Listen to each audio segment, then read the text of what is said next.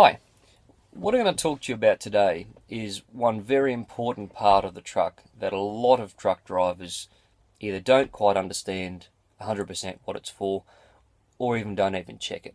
Okay, and what these gauges are your stored air pressure gauges. As you can see, we have a gauge for the front and a gauge for the rear. What those two gauges represents is two separate air systems. One is for the front brakes and one is for the rear brakes, and of course the parking brake system. Important aspect of these gauges is the fact that these trucks, modern day trucks, have what we refer to as an air brake, spring brake system in the park brake. So as the air pressure drops down into the red, as you can see here with the rear gauge, what happens is the park brakes automatically start to apply themselves. The further the gauge goes down, the harder the brakes will apply themselves. And what that means is, when you start your truck up in the morning, most trucks overnight lose air pressure. They have a small air leak somewhere, so the air that's the reserve air that's in your air tanks depletes overnight.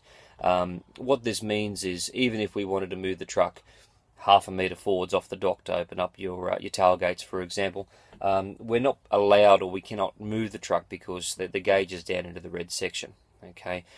The only way that we can build that air pressure back up is with the engine. So the engine itself, on the side of the engine, has an auxiliary air pump, okay, which actually pumps those tanks up. Okay, so while the engine is operating or running, those tanks are kept replenished. The driver has to do nothing other than be aware of what the system is all about and how it operates, and in particular what range the gauge should be sitting in when the truck is operating at its normal driving conditions. Okay, as you can see again, this gauge is down into the red. So before I actually can drive the truck or move the truck, I need to build that air pressure up. The way we do that is we start the engine. Now, as I start the engine up, you can see initially that the gauge actually starts to drop. And the reason why that gauge actually starts to drop is because this particular truck is fitted with a lazy axle. The lazy axle on this particular truck is operated via the airbags. And initially, as we start the truck up, the rear axle lifts up via the airbag, so it does actually use up a portion of the air that's in those tanks. As I lift the revs up, and you can see the engine revs are coming up there, what that actually does is makes the compressor air pump, which runs on the side of the main engine, starts to replenish that air into the tanks. The higher that I rev the engine, the quicker that air will actually be replenished back into the tanks. Now, until that gauge gets up past the red, and you can see up here we have a warning light which says air, okay, which warns the driver that there is also low air pressure. Most trucks, or most modern trucks nowadays, will also have a buzzer that will sound when that air light does come on to warn the driver, in case they don't get to see the warning light that the air pressure is low. And as you can see, the more that I run this engine, the higher that gauge goes. Now you can see the air pressure light has gone out now.